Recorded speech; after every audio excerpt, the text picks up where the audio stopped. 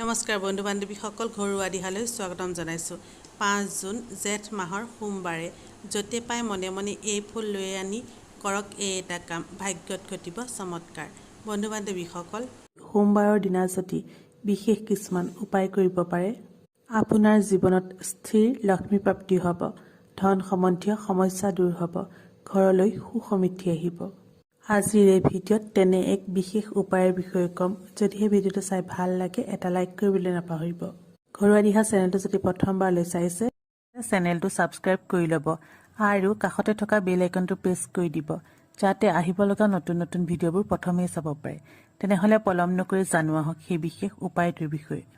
আমি সকলোৱে টকা পইচা উপাৰ্জনৰ বাবে বহু কষ্ট কৰোঁ, কিন্তু কষ্ট কৰাৰ পাছতো যেতিয়া আমাৰ হাতলৈ ধন নাহে বা ধন টকা পইচা আমি মুঠেই সাঁচিব নোৱাৰোঁ, এনে ক্ষেত্ৰত যদি বিশেষ কিছুমান দিনত বিশেষ কিছুমান উপায় কৰা হয়, তেন্তে আৰ্থিক সমস্যা দূৰ হোৱাৰ লগতে যিকোনো মনোকামনাও পূৰ্ণ হয়।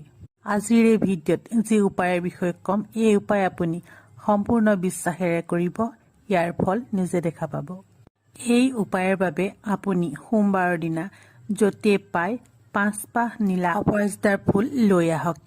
এই ফুল হাতত ৰাখি আপোনাৰ সকলো ইচ্ছা কৈ দিব, যি সমস্যা থাকে সেয়াও জনাব।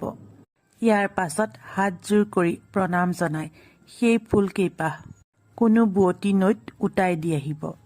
সম্পূৰ্ণ বিশ্বাসেৰে এই উপায় কৰিলে এই উপায়ৰ দ্বাৰা আপোনাৰ যিকোনো ধন সম্বন্ধীয় সমস্যা দূৰ হ'ব, লগতে মনোকামনাও পূৰ্ণ হ'ব। বন্ধু বান্ধৱীসকল, যদিহে ভিডিঅ'টো চাই ভাল লাগিল কমেণ্টত শুদ্ধ মনে লিখিব জয় মা লক্ষ্মী। তেনেহ'লে আজিলৈ আহোঁ, ধন্যবাদ।